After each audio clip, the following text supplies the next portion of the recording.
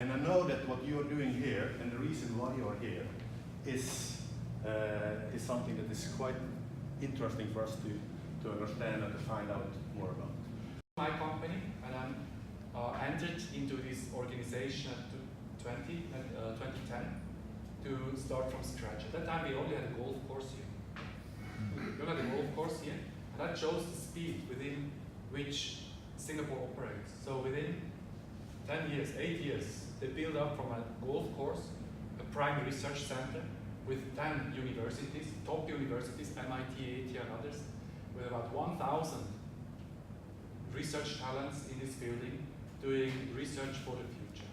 And that's what that's actually the challenge to overcome. The second one is the smart city movement. You put sensors, and you try to make sense of it. But we think it's the people who are the goal, not the sensors which you put into place. It's the people you have to deal with. You have to look at the people and how they respond to all this new data which you collect from the sensors. So it's good to have the sense, but it's not good to not know what you do with the sensors. And we think you have to think twice as hard to figure out what you do with all this smart city equipment. So when you have smart cities, you may have an extra layer of infrastructure which you can utilize for planning purposes, for maintenance, for all kinds of things. How can you involve the people in designing the cities? How can you involve the people in designing a city which responds to all these different things? That's our focus. So see here in Japan, the only one mega cities of about 10 million or more in 1950s. Now if we project it to the future, to 2030, you can see the red dots, they are more. And if you look at the weight and the distribution, they are leaning strongly towards Asia.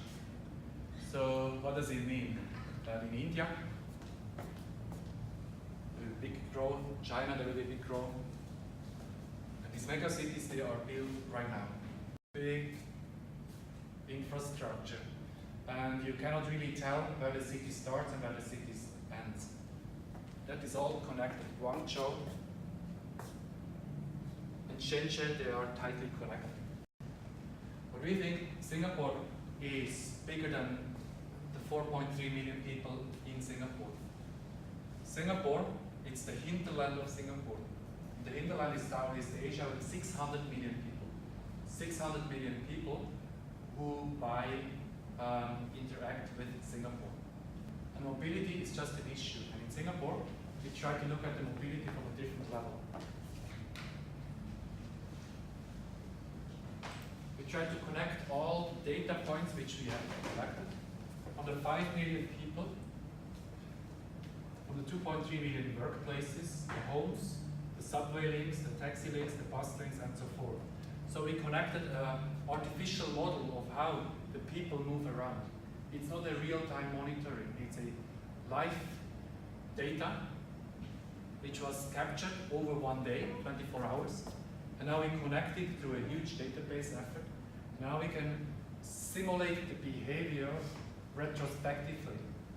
And we can model the future through that model. And then you can compare the model with real data in the future. So after doing it for a while, you get an extra tool to simulate behavior of the street network, where green means no traffic jam, red means traffic jam, simplified. And now you can do it, the scenario planning of the developments. So for example, what if we put a new city development somewhere here and have 200,000 more households in that area? How will it affect the street network around it? It's obvious, more traffic jam. But will it affect the street network here? Yes, and by how much? Or here? Yes, and by how much? This is not intuitive. So our model simulates it, and you can visually see how it affects the street network in all those streets in Singapore. How did you? Then we have 3 for 2. And we also don't need to cool this whole area. Cooling is a cost in Singapore. No cooling is a real death experience.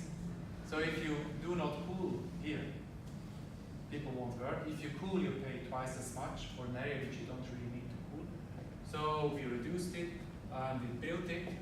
It's a 50% energy saving, and it's a slightly new system.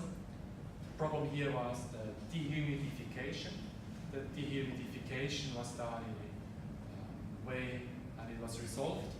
And now we have built it in this area, the white one. It works. We presented it to the Real Estate Investment Trust in Singapore and said, it works, you save 50% of energy. You as a real estate investment trust owner, you have to pay the energy cost. It will be good for your yield if you do the solution with us.